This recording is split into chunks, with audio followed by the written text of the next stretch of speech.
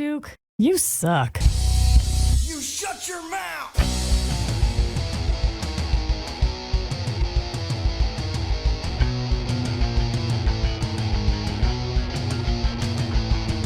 Welcome to the Duke You Suck podcast.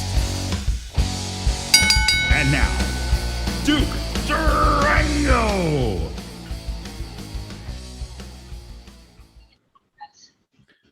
Hey everybody, welcome to the Duke You Suck podcast. It is my honor to have today as my guests. Hold on, I'm going to start that again. Sorry, I've never had to do that before. Hey everybody, welcome to the Duke You Suck podcast.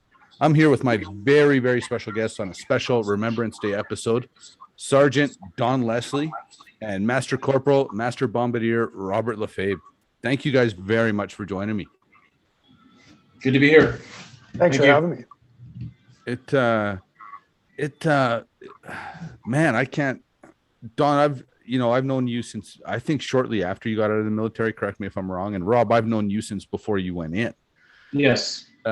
So to see, to get here and sit and talk to you guys about it, and Don in particular, I've got to show the reverence I have for what he's done for our country.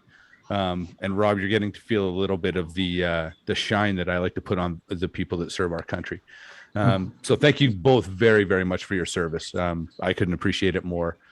The blanket of freedom that I sleep under every night is provided by guys like you who volunteer to protect assholes like me, quite frankly. So thank you very much. Boy, I certainly appreciate that. You actually, we met just as I was in the process of getting medically released. So Okay. during that time, 2001, my cheese had slid off my cracker. And at that time, if you weren't employable, you weren't deployable. Or if you weren't deployable, you weren't employable. And Right. so started, they'd started that process of having me exit out the door. Geez, eh? Wow. So, and Rob, you're just in the same process right now, correct? Yeah. First, thanks. I appreciate what you said, Jordan. Same thing. I just recently was medically released from the forces January 5th, I believe. And that was the same thing. Like I was released because of PTSD, but for me, it was the same thing. If you're not, what do they say? You're not operational ready, then it's difficulty to have you in employment. And then, so that's where, that's when the process began. Is that right? Hey, so basically the minute you can't be part of the machine, you're finished. Well, in roundabout ways, yes. Like say if it was, you can switch occupations and stuff like that, but then it was just becoming, there's a point where it's time to leave and it's probably go through the process. Right. Now, and where did you both serve? I mean, I've kind of heard this from both of you, but where did you serve? When you left country, where did you go?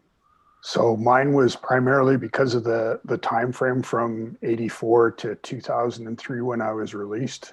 Missed, and I'm knocking on a lot of wood, missed deployments to Afghanistan, but did the Middle East, so Syria and Israel, and then Africa and Bosnia.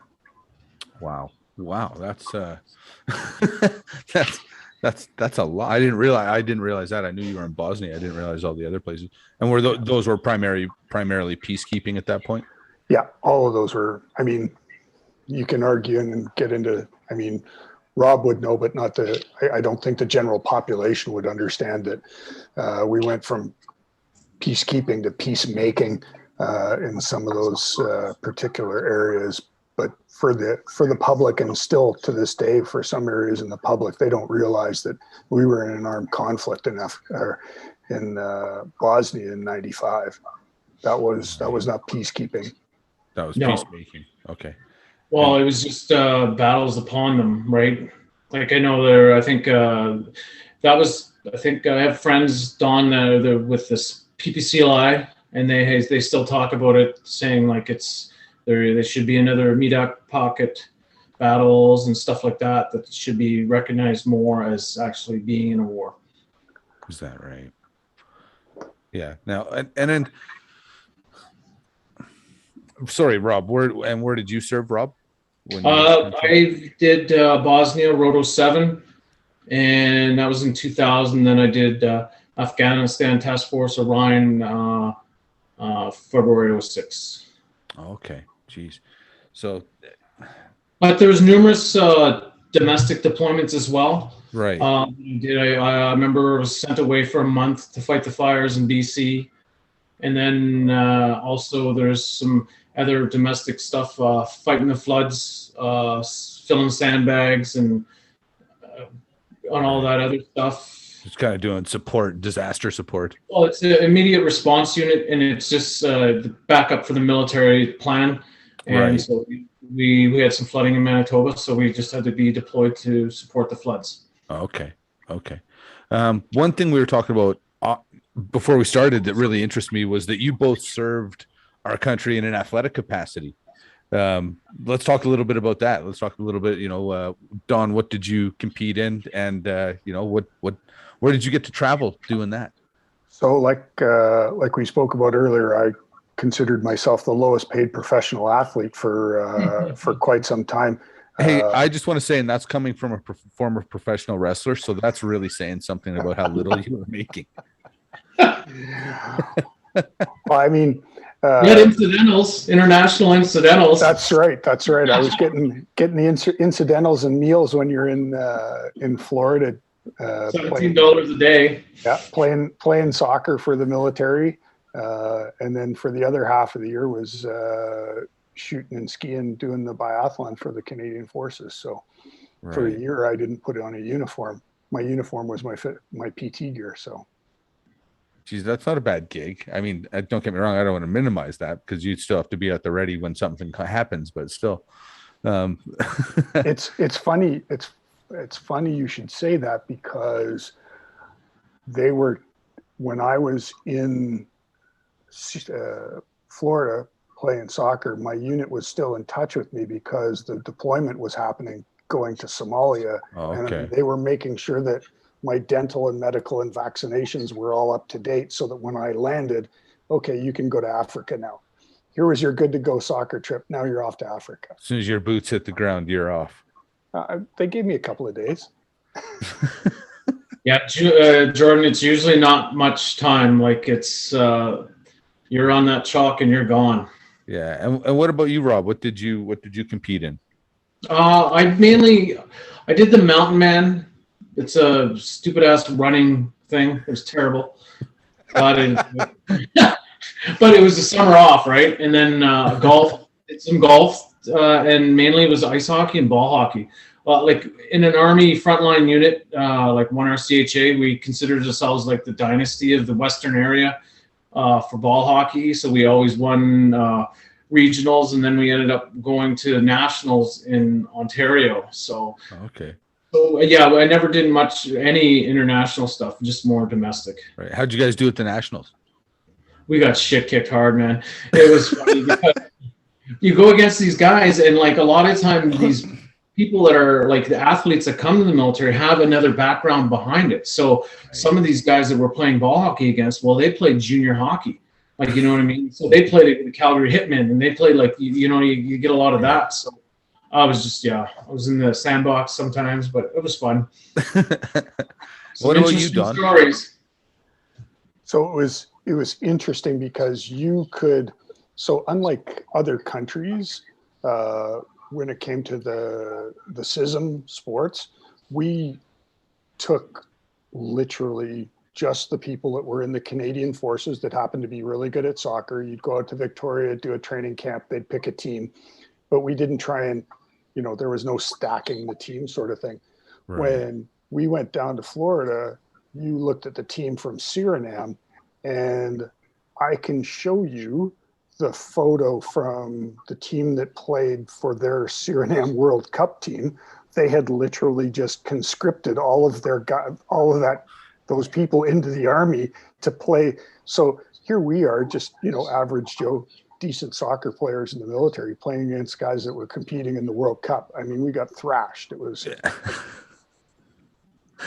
good experience. I shouldn't laugh, but to me, that's just like, it just stands to reason. Like, why would anyone be surprised by that? It's so Canadian, though, to not cheat to compete, that we think that, no, we're doing and they're following everything by the rules, when the rest of the world is like, we're stacking our team. The team that went from the States that represented, they played in Italy. And you could, again, imagine playing against all the players, about 90% of them played on the World Cup team for Italy. Right. I mean, the U.S. lost 10-0, and they thought that was a win. And that's soccer. That's a big day. Hey, we only let them score 10 goals. Woohoo. Well, I mean, in soccer too, that's a rout, right? Like, I mean, you hear him talk about a barn burner in soccer is 3-0, Yeah. There's a saying in the military, Jordy, win or lose, drink the booze. That's all. Just go have fun and have a few drinks. Yeah. Yeah. Now, when did so did you go from kind of playing in those sports, doing those things, and then you got called and like, whammy, you're leaving country, you're Rob, you're going to Bosnia? Well, it's a fine balance, because it's to go on deployment. I don't know, for Don, my experience is that prior to going, they pegged us a year or so earlier. So they cleared us up. So we ended up doing like driver courses or communications courses or artillery technician courses or specific vehicle courses and stuff like that. Okay. And so then you had to end up doing workup training as well. So like prior to leaving, you're getting career courses and all that other thing. So that's a 12-month process, and then you're being deployed, and then there's another 7 months on top of that. So it can eat up, like 18 months of your life, if not more. Wow. But then there's sometimes people just get quick picked, like someone got hurt and Johnny sitting there. This guy's his dental's up to date. Well, he's gone, and he's literally out the door. Just like that, eh? Yeah. And was it the same experience for you, Don? Did you have a lot of time to kind of wind up for it? Yeah. So with all of them, mine anyway, it was very much like Rob said. You're geared up and ready to go. They weren't going to let me go to Florida to play soccer. Oh, okay. It was, you're going to Africa, and there was some pushing at different levels that, like, no, we need our entire team. So they said, okay, you can go, but if we need you in the middle, because the deployment dates for Somalia were kind of staggered. And so if we put you on the last chalk, then you'll be good. But if we load you on the first chalk, too bad. We'll haul you back from Florida and away you go. Right. And it, unfortunately, like, say if Don broke his ankle or anything there, then that's a screw in everyone's plans there, right? So we're very fortunate. I'm glad you got to go, because I know I had a couple stuff events like that. Just even Alberta shut down. Just say nope. Yeah, if they consider it mission critical, you're not going, because like Rob said, if I had broken an ankle or something and I'm not deployable, that puts a screw into everybody's plans. And now you've got to grab that guy that just happens to have his dental ready and his vaccine the date and away he goes. I with a pair of boots on. Hey, you, come here, kid. Yeah. You're a warm body, away you go. Yeah, warm pair of boots, go. Now, let me ask you this. I'm proudly wearing Rob's regiment t-shirt here, the Gunners. When a situation like that happens, and I don't want you to shit on anybody here, but is there a situation where, okay, so now Rob, you may not know, but Don Ferguson goes by Donnie Ace more than anything, as in a Johnny Ace reference. So let's say Donnie Ace is supposed to be in your regiment, and he's supposed to be with you guys that day. All of a sudden, he breaks his ankle playing soccer. I'm walking by, dental records are up. You're like, fuck. All right, come on, kid, let's go. Is there a feeling? Is there a bit of a letdown within your crew at that point? Like, do you feel that? It never happened to me. Like, I never. I was always fortunate And a lot of times I know going out on winter in-dock exercises, I wish I rolled my ankle, but it never happened. But I was never, I've seen it happen to people. And it's, yeah, there's some guys that you get close in the unit, like say, I'm in the artillery. So I think the closest party that you get in the, when I say party is a group, is the OPs. Because you're living on your own, there's about 4 or 5 people, 4 or 5 soldiers, and you become really, really, really close to that. And I can attest that some that got injured, it was in Afghanistan, it was a really hard thing for them when they had to leave the party. Right. So it is like that. And even you develop those relationships starting in workup, right, training and stuff. If not even, you've known them for years, right? Yeah. How about you, Donnie? Would you notice, kind of feel a bit of a deflation if somebody was kind of missing from the unit when it was time to head out? I'm just trying to think, because there was a couple of opportunities that occurred that, I mean, these were key members. I mean, we're talking, this was the sergeant major that was supposed to go, and he ended up not being deployed because his wife passed away, and certainly can understand that. And having that key leadership linchpin that, has done all the workup training that Rob said, and, has instilled, all of the important values and the importance of what you're doing. And this is kind of a guy that you lean on. To not have him there, and then suddenly those are hard positions. That's a hard position to replace, to throw somebody in there, right, and have it gel as a group, for sure. Right. And then how do you feel, this is going to sound funny, but how do you feel for the guy that's got to step into that role at that point? Do you know what I mean? Is there always that kind of like, oh, geez, I wouldn't want that guy's job right now? Oh, well, I'll tell you this story. I think I mentioned this last time about the one, we had an LO driver in Afghanistan, and I felt bad for him because he passed, and it was horrible how it happened. Like, it was terrible. But then the next driver came in, and he got hit by an IED too. And it was just tragic. And then there's a third person that came in, and at that point, no one talked to him. You know what I mean? And I felt bad for the guy because he was just a nice guy. Hey, how are you? Oh, yeah, I'm from. We're all like, like, you know what I mean? You just didn't want to get to know him. Yeah, yeah. And it was just, and it was so sad, like, having those two really tough, great people just, hit by IEDs. Yeah, it was back-to-back hard losses like that. Yeah. So those things happen. I mean, that's something most of us can't understand, because, when I at my work, a guy quits his job and he's not there anymore because he left because he didn't want to be there anymore. What you're talking about is a completely different thing. Most of us could never relate to that conversation. And that is to boil it down to something really simple. That is the reason I show the reverence I do to soldiers, right? Because you guys see things that you were never supposed to see, and you protected me from it. So it's, and again, I can't thank you guys enough for that. So now if you could wave a magic wand, and this is kind of maybe a really big question, because again, people like me have never been in the military. We hear about the military in the media, and we think we know what the military should do, because, that's what I do all day from my parts trailer. So if you could wave a magic wand and fix the military, what would that look like?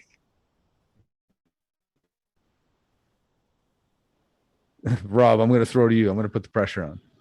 You're going to put the pressure on me first? I'll go first. I'll be short. I think what's really good is change. And I think with having the defense minister in position that we have now, Anita Anand, I think that's a breath of fresh air. And I think the Canadian military needs that, because I think she potentially could be the bridge to bring back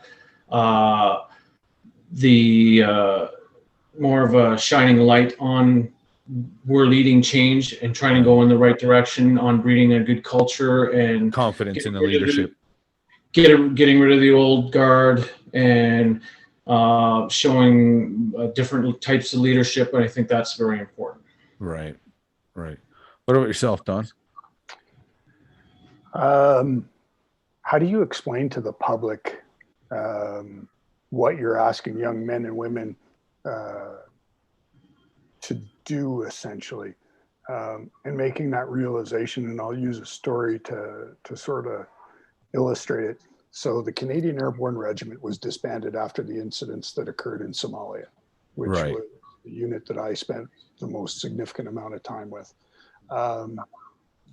While in Somalia, young Somali kids were sneaking into locations and stealing mission essential equipment, fuel, generators, things like that.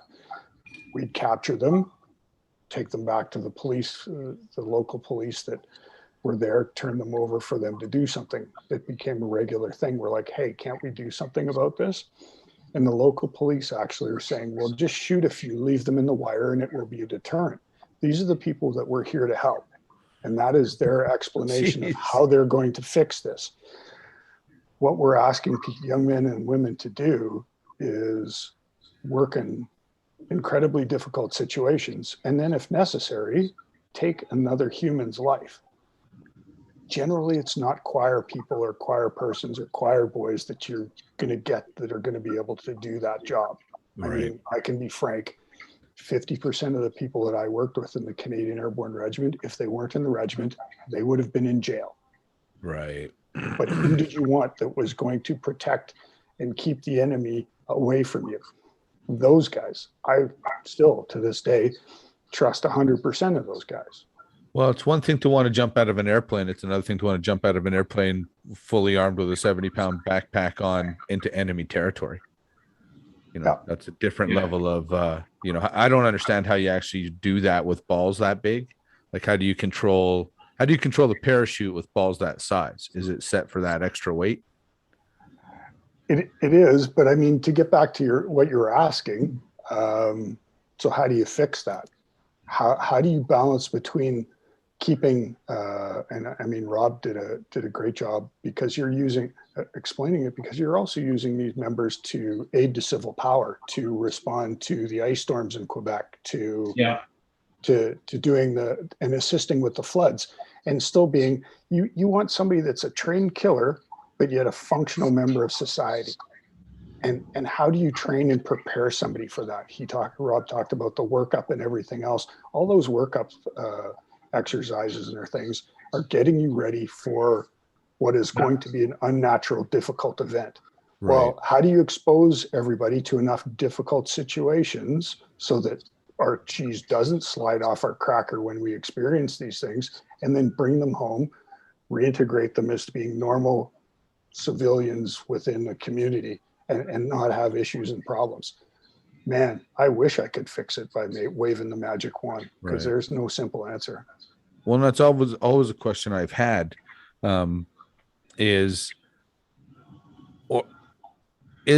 do you get the support, or do veterans feel that they get the support from Veterans Affairs?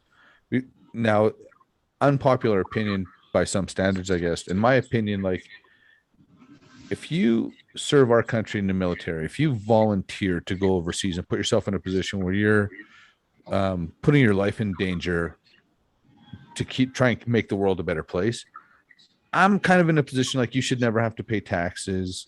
You should never have to pay for any kind of treatment or prosthetics or any of that kind of shit. We should just be writing you guys blank checks.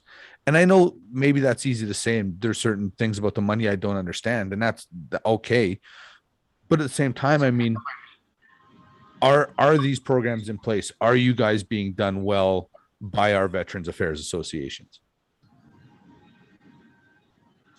I would, it's kind of really hard to explain it, that whether they're doing good or bad, because what I've seen is that a lot of people fall through the cracks. Like, you know what I mean? Like, I think, and that's the unfortunate part of it.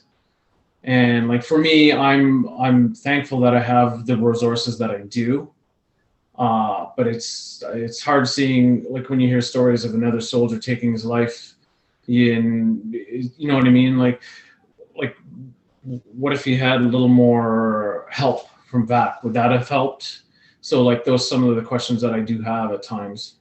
Right. What about yourself, Don? Yeah. So I go back to the very first thing in the sort of the airborne regiment's creed, and that is, firstly, they're all volunteers. I decided to choose this as a career. I decided to do that. So some of the responsibility still falls on me of accepting doing that. The other part is, I agree with Rob. I've got to be honest, there's a number from my vintage of people that had similar circumstances to mine that did fall through the cracks. I consider myself someone that was very fortunate, that had a good, solid doctor, as well as a caseworker from VAC that walked me through the process and made sure that I was taken care of.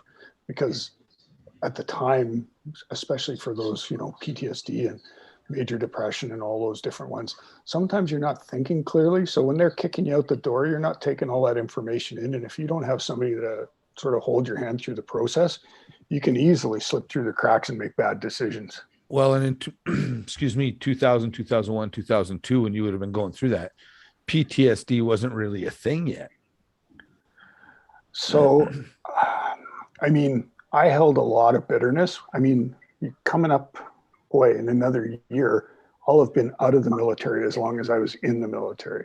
Right. So it's taken a lot of therapy and everything else to get away from some of the bitterness, because I was angry about being used up, spit out, not even a second thought given to me. Yeah, just going with the pasture, right? Yeah, and I went, geez, that's shitty. Like, I dedicated myself to the Canadian Forces, the protection of Canada, and now I'm just out the door. See ya. Thanks for coming out. Out the meat grinder. Yeah, and I was like, I was fortunate enough that they provided me with 2 years of education and retraining. In terms of a disability benefit, because it's in a special duty area, that is a sum of money that I received that is tax free. I call it my crazy pension, but jokingly, of course. There's some serious issues that were evolved around it, but yeah, but you're right. At the time that I was being medically released, I was treated like a broken toy. They didn't know what to do with me. And actually coming out and seeking that help, the minute that the doctor asked me, are you okay? Are you going to self-harm? Are you going to make it to your medical appointments, or do we have to have the military police with you? Oh, by your way, you're taking your weapon. Because my incident occurred, I had a bit of a meltdown while we were deployed in the field. Right. The minute that they take your weapon and all your sharp objects away from you and ask you if you're going to make your medical appointments, I knew then that my military career was done. Like, stick a fork in it, it's done. It's pretty much, it's kind of like the rubber gun gang. There was kind of like what they would term it, so to speak. And then once same thing with me, once that is, you're done. Like, it's really hard. They start weeding you out type thing. Well, yeah, because it sounds like the exact same situation that I went through, Don. And I think back then I couldn't imagine, because dealing with VAC would have been really difficult online. You know what I mean? Like how it is right now. And now they, like, for medically released, they have a transition center where they send you to transition center, and hopefully, like, the last 5 months of your career, they'll help you, give you the resources you need and set up the programs you need right now.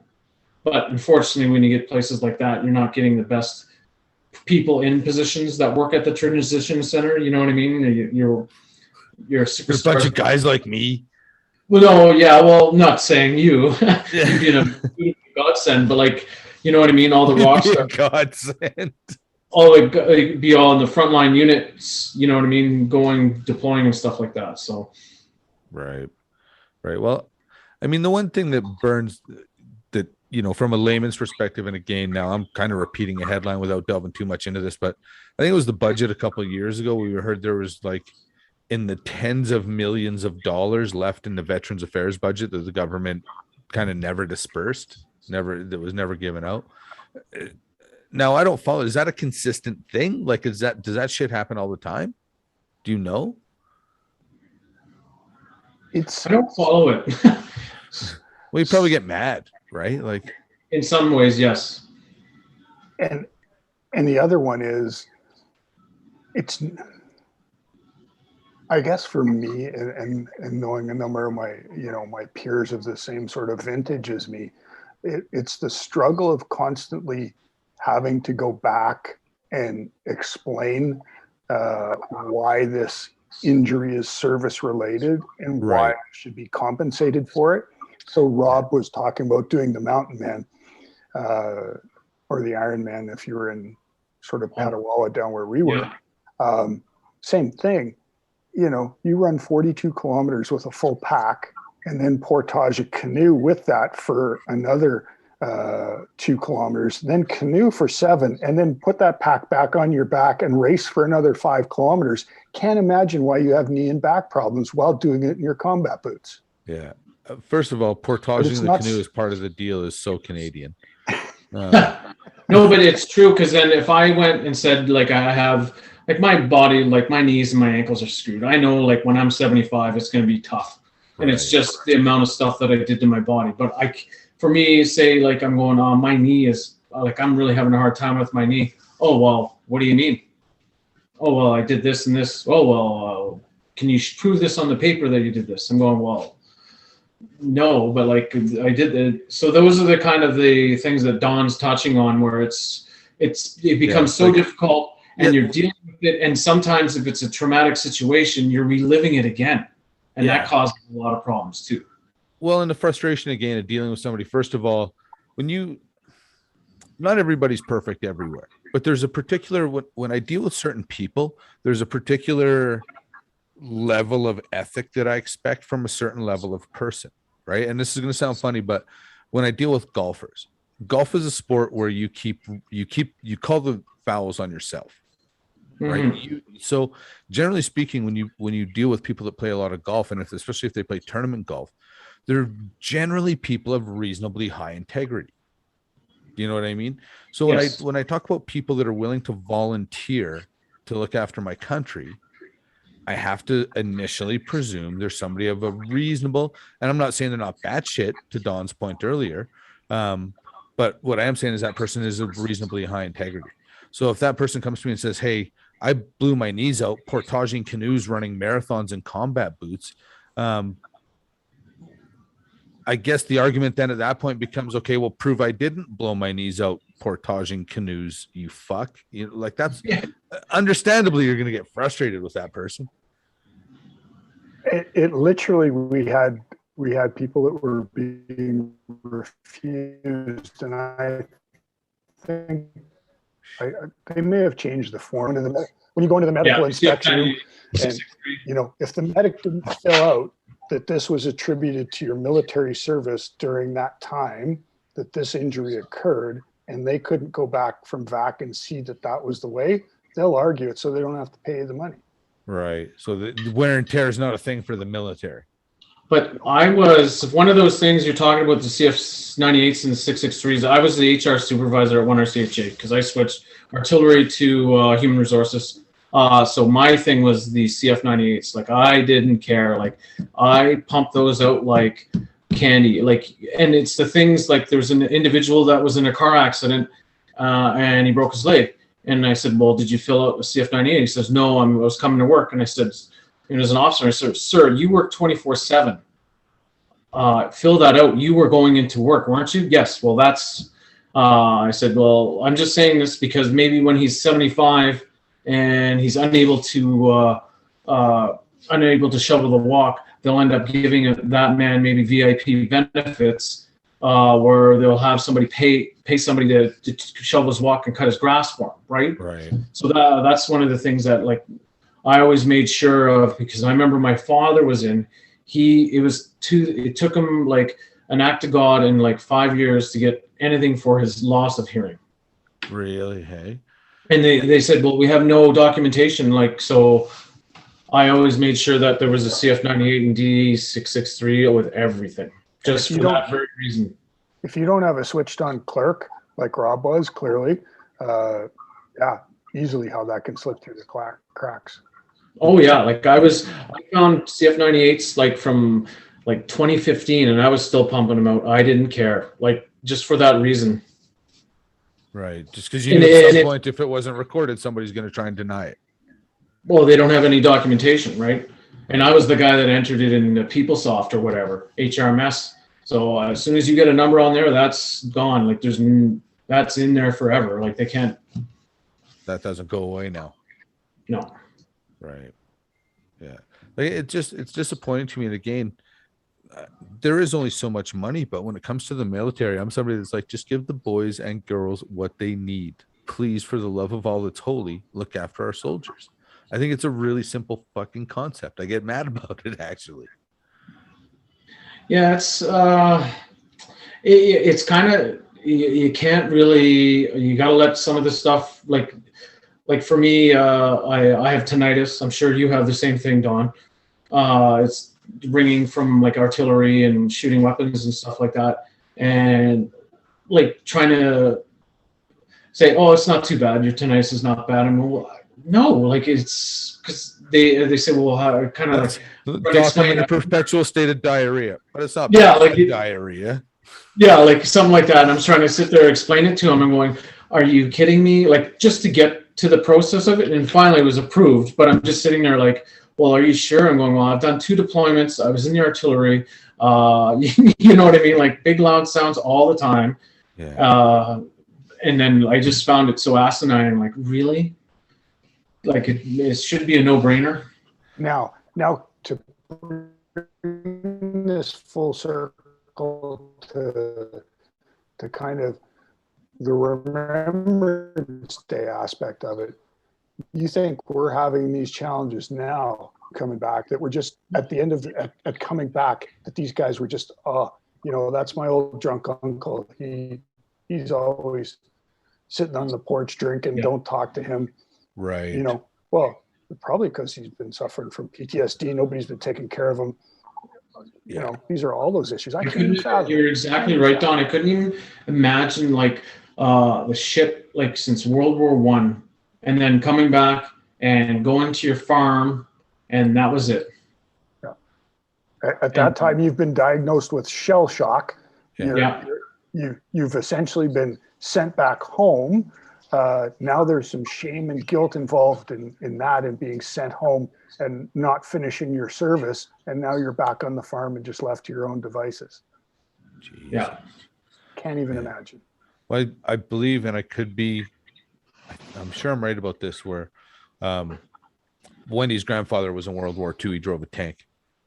And I remember going to the Museum of the Regiments with him, and him showing me his tank was actually in the museum, and it was called the A-Junk. And he joked, we called it the piece of junk. And actually in the picture, they had this tank wedged straight up a tree. Like just how he got it up there, he said basically a bank gave way and they ended up kind of in that, in like that, wedged up against a tree. So anyhow, he basically, you could not wake him up beside him. You woke him up from a doorway.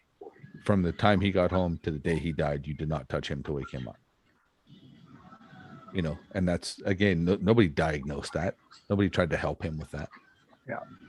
And I think that's from the generation, they never talked about it. Like it was just, and I think it was instilled in their training. Like if that would happen, it was a sign of weakness, right? Right. Which is totally wrong. Well, and nobody really did ask him about the war. Like I asked him about it a couple of times, and everybody kind of like, oh, nobody really asks about it. But he had no problem talking about it. So I would ask him about it if I got a chance, or there was, an opportunity. It wasn't something I pried into him about, but I would ask him, and he was generally more than happy to speak to me about it, But it's, I think that's because how you are. I mean, I had never spoken to anybody really within the wrestling community, even though they knew in the military. You were probably one of the few that I let in anywhere near close. And it's just because obviously in speaking to you, you can feel that sort of compassion and understanding that you get it. Whereas for others, I'm not really going to open up any or be vulnerable to just anybody about it. That's for sure.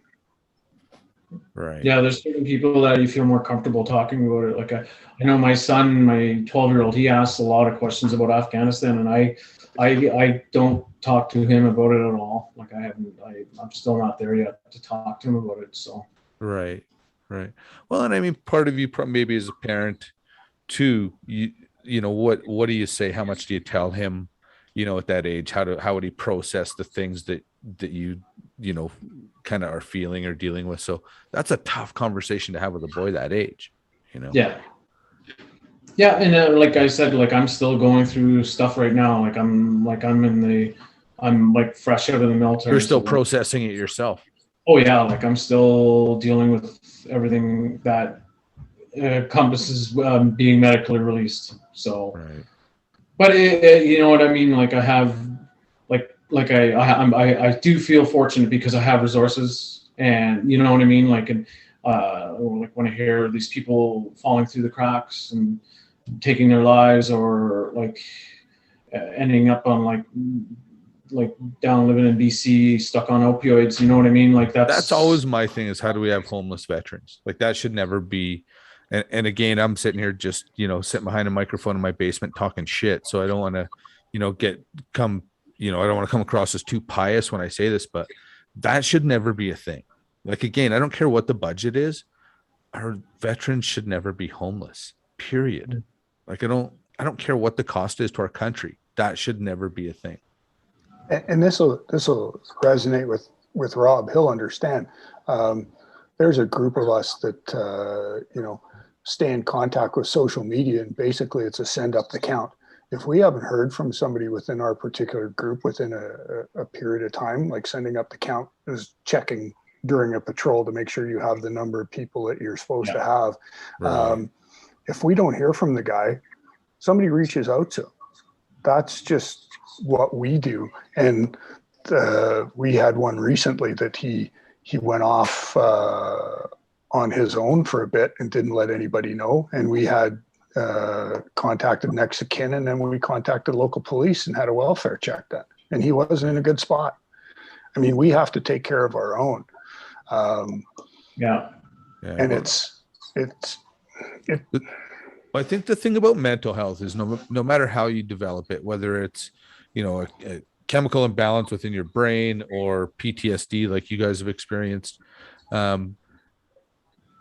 people always say like, oh, just reach out, just talk to somebody. But the thing is, especially as a male, the first and foremost, you don't want to be a burden. And having a friend with big mental health issues, the person being somebody that also suffers from certain mental health issues, you don't want to talk to people about it because you don't want to be a burden to your friends. So it's something that you just people will just talk to me about it. Well, you don't understand how hard it is, A, to talk about, and B, I don't want to feel like a burden to you when I lay all this shit on you. Right. So I think it's important that you guys have a place, places to vent this stuff, because it's not, you guys have seen shit that I don't know if I could process it. Well, yeah, and that's the thing. Our brains are still trying to process it. Like for me, it is, and I don't know for Don, but I'm still in the position where my thing is the nighttime is the worst. I don't know. Like that's when, when everything's silent and you're only left alone with your thoughts. That's the hardest part to fall asleep and stuff. And right. I still have quite a bit of issues sleeping. And I find that can happen, and it's the problem is the years before trying to deal with it and try to, like I say, fake the funk, because you're falling apart, but you're trying all your parts to be that super soldier that you once were. You'll take on more, you'll work twice as long, you'll do this, you're setting yourself up, and you feel yourself like, I don't know, I was being chipped away, and then all of a sudden I couldn't do it anymore. You're slowly starting to crack. Yeah, using all of your physical and mental energy to maintain normal in the status quo becomes physically exhausting. Right. Like you're just not able to hold all of that together anymore. Right. Now, I remember it was so bad for me when I broke down and I went to the medical and I spilled my guts and I said, this is how I'm living. I can't do this. And I remember looking over and I remember seeing the girl actually tearing up. Like, you know what I mean? Just Right. feeling sad for what I was doing. And it was, I was just sitting there and then I'm sitting there like, holy, wow, this is not normal. I'm not good. So, well, when you can when you deal with somebody that hears that kind of stuff on a daily basis, when you realize there's a reaction to what you're saying, that is always startling, because imagine the stuff that person hears. So when what you're telling them startles them, it's going to startle you as well. yeah, and there's from what I understand, like some of the mental health, they leave because of PTSD, getting from hearing the stories. Yeah. Well, those jobs like that have a very, like, being, jail counselors and things like that, massive burnout rates, unbelievable. Usually in and around 2 years. You know what I mean? For those types of people. I'm trying to think about what they call that, the therapist. Each of the therapists has their own sort of, at least within the occupational stress injury clinic in Saskatchewan. Each of those therapists has someone that they've got to actually go talk to after Right. talking to us to try and keep away from that sort of secondary trauma or vicarious Unload exposure some to of that trauma. stuff. Yeah, because I don't know, man. I don't know how you see and listen to those things all day and it doesn't change you. You know what I mean? Like it's got to be tough. Now, when you guys talk, I want to kind of bring this back to the Remembrance Day thing as well, because ultimately, I want to talk about, what it means to me to know guys like you. When I hear your stories, it makes it more important to me to kind of show that reverence. But when Rob and I had a brief conversation yesterday with our scheduling conflicts and stuff. My apologies again. Yeah, don't worry about it, man. Don't worry about it. We actually were having a great chat, and then his internet blew out, so this all worked. Yeah, the Alberta internet was dying. Nothing dies in Alberta but dinosaurs, so we can make more oil. Yeah. So, but one of the things that we talked about is coming to Remembrance Day, and what he and I really were lamenting were the loss of the stories of the previous generation soldiers. You know what I mean? Where Rob, grew up and, was married to, or Rob, what was your story about the person you lived? Okay. Yeah, I have two stories with that. Like I remember growing up and I lived in Nova Scotia and I visited my grandmother in Charlottetown, PEI, but the neighbor was a World War I vet. And he was the nicest man in the world. We used to hang out, he'd tell us stories and we'd listen to him. But then you realize in my lifetime, there's no more World War I vets around and having discussions with them. And like when I was married, the neighbor, I didn't even know. And I was living in the 6 years and he's sitting there telling me a story. Oh yeah, in World War II, I flew in the Pacific for Canada. I'm just like, what? Like, you know what I mean? Like he's explaining stories like that and he's passed. Like, you know what I mean? These are stories that are about like the legacy of what these people, what the soldiers have done, like the stories, the history. And I find we're slowly losing all that. Well, you know what, just to throw in here too, that to me is the important stuff. Like in today's day and age, we're so polarized by the left and the right and, pandemics and vaccines and God knows what else. These are the stories, like that's what's important to Canada. That's what we need to focus on, is these are the things that bind us. These stories of guys like you guys that have sacrificed so much so that we could so that these assholes have a reason, even a platform to be able to argue about this stuff. Right? Like that's the stuff we need to focus on, is that somebody fought for us to have this freedom. It's interesting that you say that, because I mean, sort of the history of the Airborne Regiment, we would always be fortunate for doing the Remembrance Day parade in Ottawa. And I remember specifically the Sergeant Major would R8 troops, because they would form all of the First World War, Second World War, Korean veterans, in line, and we would debus. And it was literally, you will go thank each one of those gentlemen for their service as you walk by. Like that was drummed into you. And it was only a couple of years ago, somebody had asked me in my community to lay the wreath on behalf of veterans. Oof. And I went, well, why are you asking me for? I'm not a veteran. To me, veterans are those people.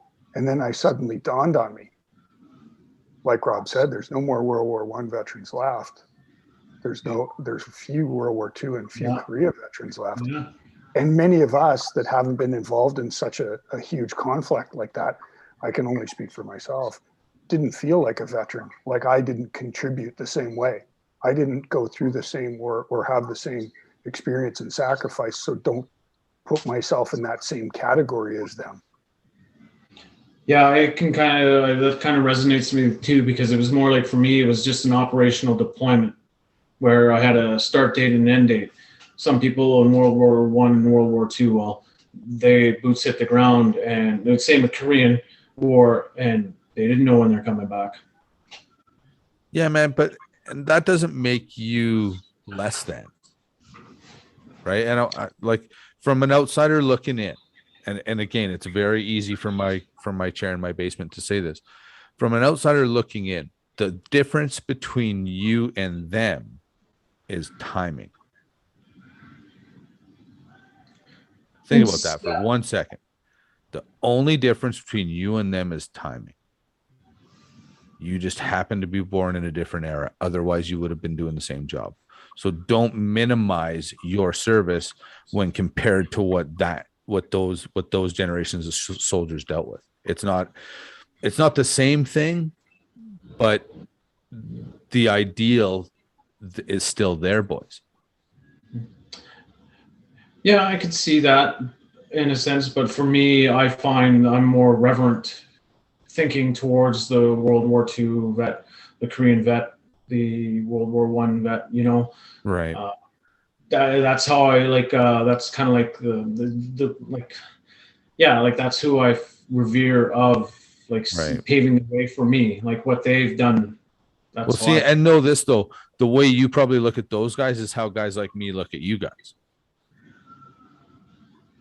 Right, like that's important. Like it doesn't sound to me. I don't want you to walk around swinging your dick everywhere because you're a veteran. I want to make that clear. But at the same time, I don't want you to minimize your contributions in light of what other soldiers did, because that's not fair. Mm-hmm. But I think for like when you were asked that, you were probably taken back to realize like holy shit, like that must have been really like what a groundbreaking moment in a sense. Well, it's and I don't know if anybody's heard of it before, but for me, it was like imposter syndrome. Yeah. Like, are these people that are looking, who the hell is this guy to be laying this wreath? And I mean, I've got my rack of medals and everything else, and I'm going, yeah, boy, no, I hope nobody, despite the Arctic gray beard, I hope nobody thinks that I'm faking this. But yeah, I really am a veteran. It really was. Like, I was like, oh, I guess I am though. Right. I guess it's something that my generation is going to have to wrap our head around, because pretty soon we're going to be those old guys telling stories at the Legion over too many drinks on November 11th. Yeah. I'll buy the drinks though, man. Great chili though at the veterans, like that's on right. Legions. Well, and I was thinking about that, like when I was talking to you about that yesterday, Jordy. I'm going like Don's right. Like in 30 years, I'm going to be that guy in a wheelchair rolling a wreath, right? Like yeah. It's kind of, time passes you by. But I think now that Jordan said what he said, it makes sense that, if we carry on that legacy of the reverence that we've always had for those that come before us, and then being able to share our feelings and everything with it for the younger generation, hopefully those stories will stay passed on. Mm-hmm. Well, and I mean, the thing is, like, I've heard a lot of the stories. I watched a lot of documentaries myself, but they're still without context, if that makes sense. I've never been in the military. I've never been through basic. I've never been under fire. I've never felt the stress. You know what I mean? Like Don, you made a comment earlier that said you felt like I was somebody that understood. And I never want to ever say that, because there's no possible relatable experience I have to say that I understand what you went through. I can sympathize and I can empathize with how you feel. But man, there's nothing, literally the scariest moment in my life does not compare to the easiest fucking day you ever felt out of country. I can tell you that right now. I have no problem telling you that. And I used to hang out with people with a guy with a nickname called Joe the Killer.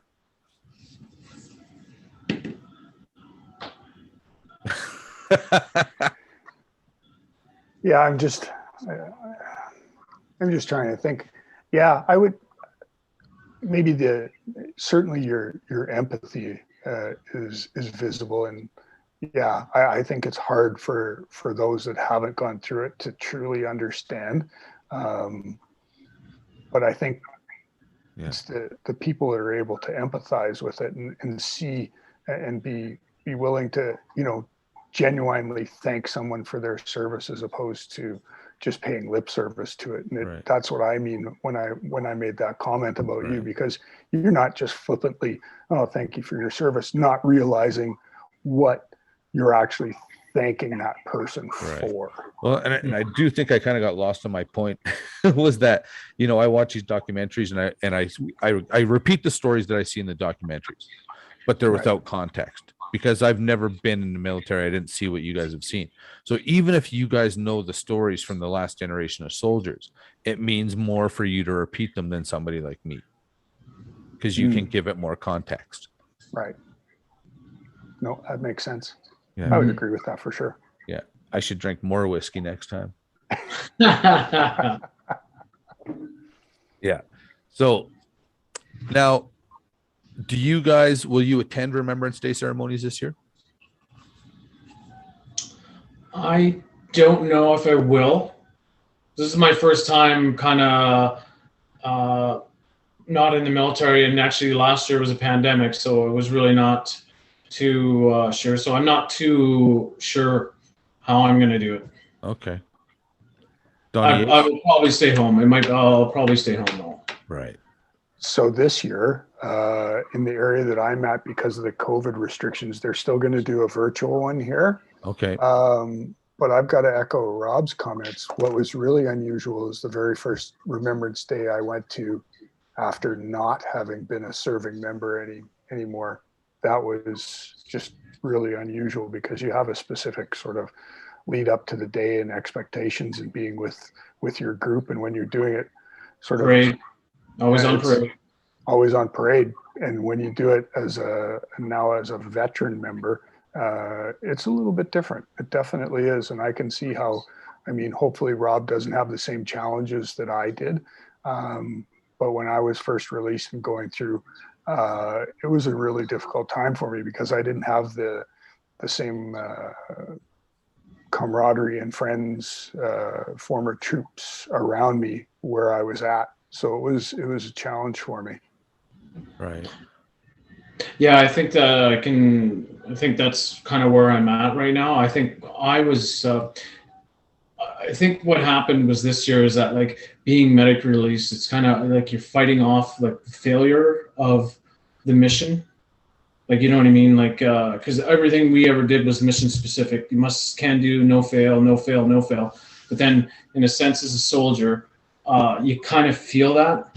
And especially, I think it's going to be hard to me to go to the ceremonies in Brandon where like 3 years ago I was on parade, Right. So kind of one of those things that it's going to take me a little bit more time to probably get into. The wound is still a little fresh. Yes. Yeah. Yeah. And you know what, man, I get that. I mean, this sounds stupid, but you know, I went to my first wrestling show in 3 years, a week or so ago, because it was too hard for me to go to a wrestling show. So to absolutely minimize what you're saying, that's, you know, I get it. It's so much bigger, right? I understand it. But that's just human nature, though, and the same thing, right? Yeah. Well, it's a different thing. It's, you know, for most of us, Remembrance Day, you know, and I don't say this for me because I don't want to minimize my feelings for Remembrance Day, but for most people, Remembrance Day is just a stat. Mm-hmm.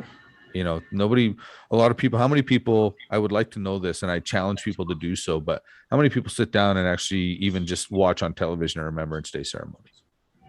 You know what I mean? That actually take that time at 11:11 to sit down, be still.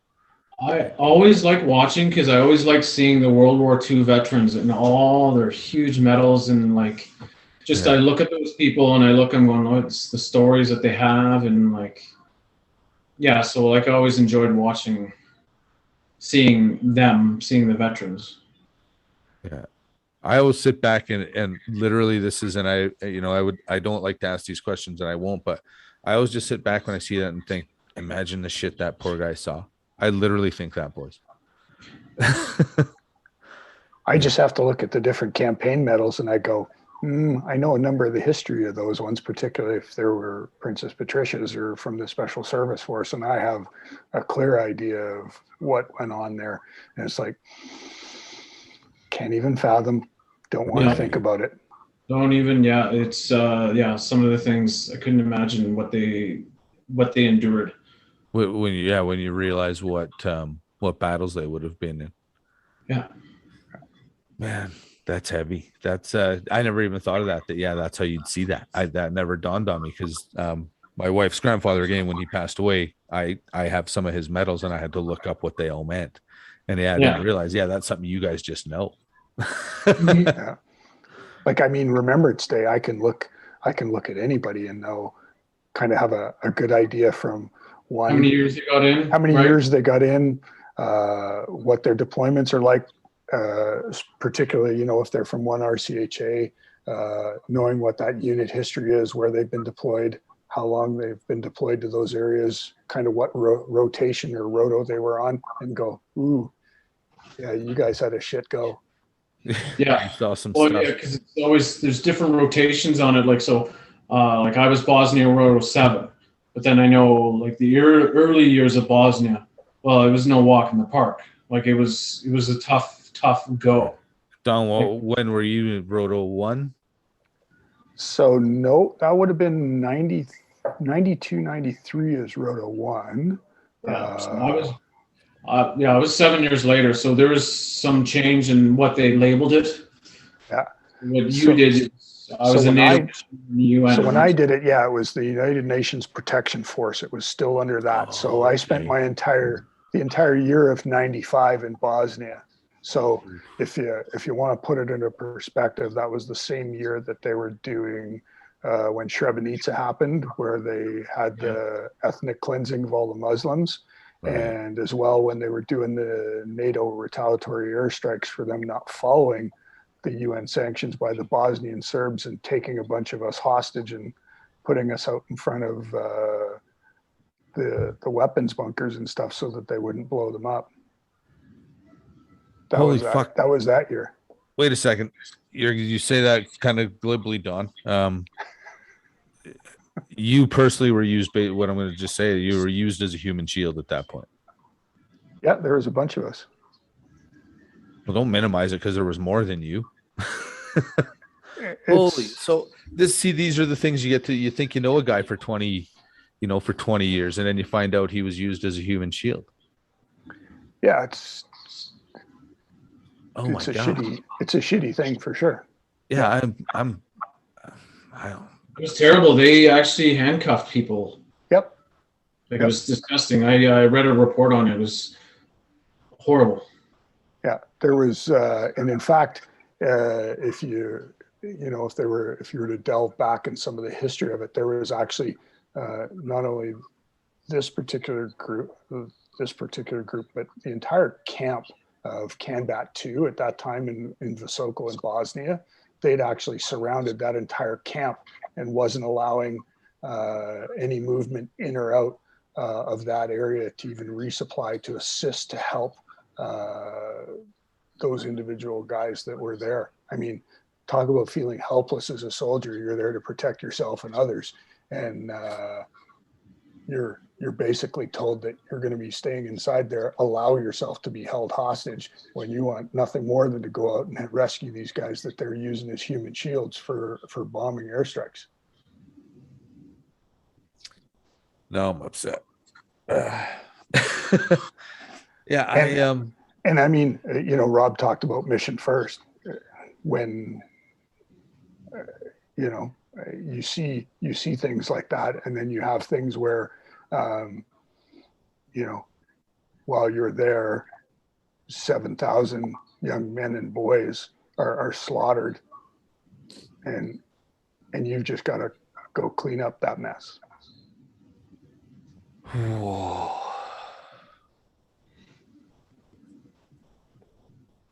That's why Remembrance Day can be tough sometimes. Well, and I mean, I cry anyways, so I don't want to. But I don't know, man.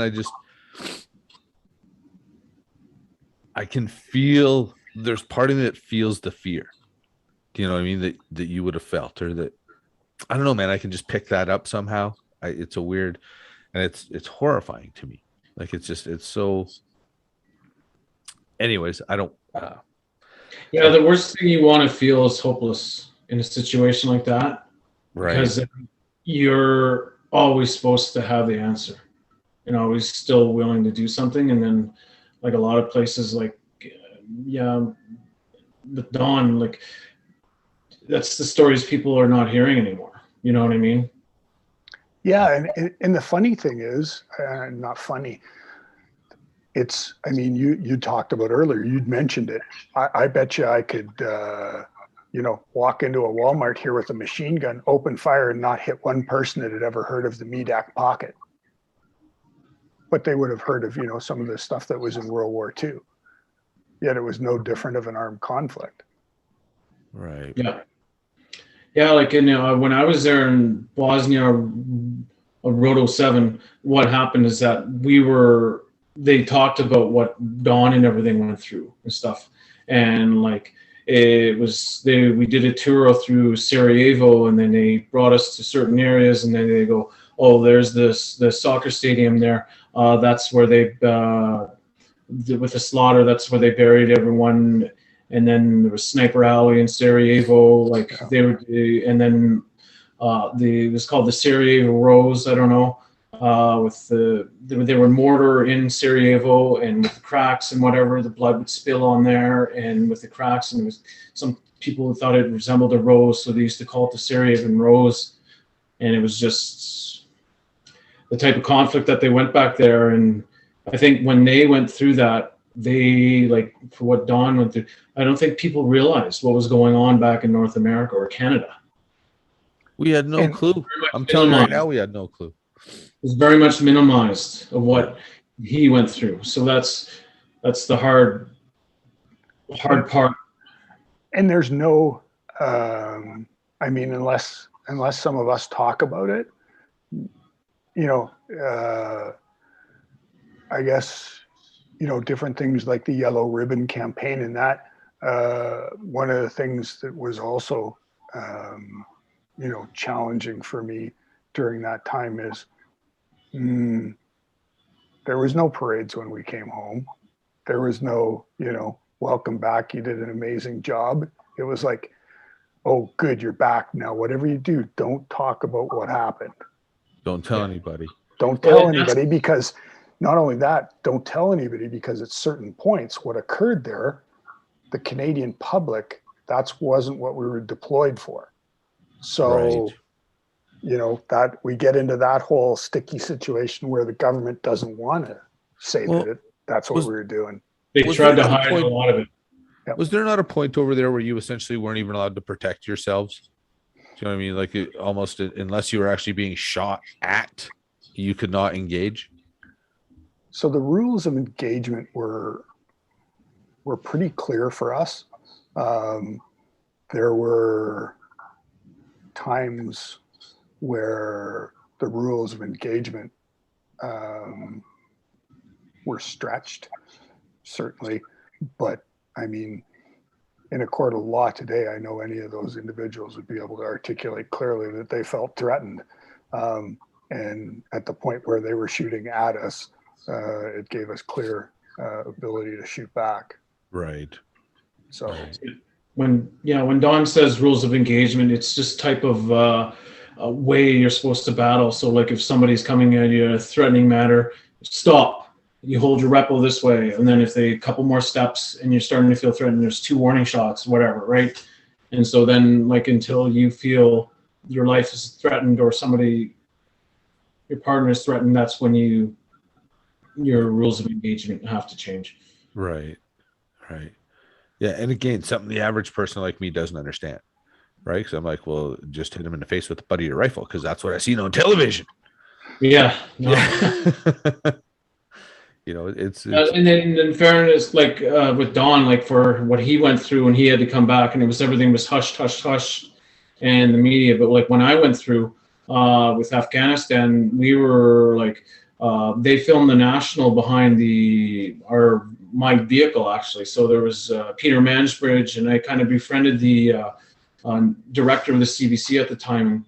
And he said this is the first time, and he's been in media like for 30 years. He says it's the first time I've ever seen where the Canadian public, the media, and also the government are all on 3 same pages to get through this. Like, you know what I mean? So like you like veterans you have people that were repatriated back to Canada that have fallen, but like they have and they have these wonderful ceremonies and everything of remembrance and honor. But like for Don's time, they didn't have any of that. right. That's the sad part. Like, it's kind of similar to like, I don't know, Don, you can correct me, of the Vietnam veterans. That's what ran through my head. Like maybe not people protesting against you when you got home, but certainly nobody there to celebrate you either. Yeah, you weren't honored. no, it's very, very similar. I would agree with both of you on that for sure. Yeah, that's not, I mean, again, not to blow too much sunshine, but man alive, every time one of these tours comes home, there should be some sort of, ticker tape parade. Like I don't know. We have parades for people that win the Stanley Cup, and I don't want to minimize how hard that is, but I wouldn't necessarily call it life threatening. Yeah. Yeah. Well, yeah, I always find it funny when I hear like, and it makes my eye twinge when I hear sports athletes, like NFL, NHL, and everything, when they say, "Oh, it's such a battle," and I just sit there and I just shake my head at that, and I just sit there like, you really, I don't know, like I understand people talking shit saying we're going to war tonight. Yeah, like. He's such I never even thought of that, you guys. Actually, you opened my eyes, and I will never say those things again. Honestly, I've never thought of that. They're such a warrior. No. Stick and ball sports. There's no warrior. There's no way that they're going to die doing what. I mean, they could, but nobody else is physically trying to kill them. Yeah, unless something goes horribly wrong. Yes. Yeah, and I was saying that to you. I know, like. Being closely associated with the PPCLI out in West here, I know the infantry are really big on the warrior and warrior spirit, like, you know what I mean? So they always say, bring forth your warrior spirit. And like in combat, you have to bring that, right? Mm-hmm. So when I hear these sports athletes just throw the word, oh yeah, like, oh, what a warrior. I'm just like, dude, this guy's a millionaire. He's going home in his hot tub. Like, you know what I mean? Like, I'll give him, he's a hard worker. Yeah, Johnny try hard. Good job, buddy. He's a superlative worker. Like he's next level, right? Here's a question. Actually, this one's in from my wife, because this is a conversation that's a hot topic in the last few years, anyways. How do you guys feel? Because Don, people may or may not know, but Don is one of Santa's helpers in for the upcoming festive seasons, as you can tell by he's growing his beard out. Do you guys, as veterans, or as you personally, do you get offended by people decorating before Remembrance Day? Because this is something I don't remember hearing this argument probably until the last 4 or 5 years, and all of a sudden it's a hot debate. I'll go first, Don. Sorry to interrupt. No. I personally don't really take to personal offense to that. Right. Just for the fact that is at least we're lucky to live in a place where we can make those choices and no one's getting shot over it. That's a spoken like somebody that's been there, done that, Rob. Mm-hmm. And I would echo the exact same thing. Right. Protecting the freedoms of all Canadians, regardless of their opinion.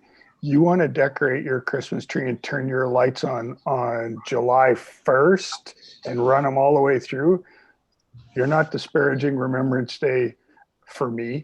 And if you want to do that, even if you want to give a flip the bird at Remembrance Day, you go ahead, because you know what? You're freely and able to do that in this country, because people like Rob and myself that were able to do that for you. So you go right ahead. You do you. Yeah, exactly. You know, man, I think that's a perfect way to end this. You basically laid it out that people can act like dicks because you fought for their freedom to do so. That's the Duke Durango translation of what you just said. Eloquent, very eloquent. Yeah. Run through the dirty Duke Durango filter. That's what comes out. People can act like dicks because the military fought for their right to do so.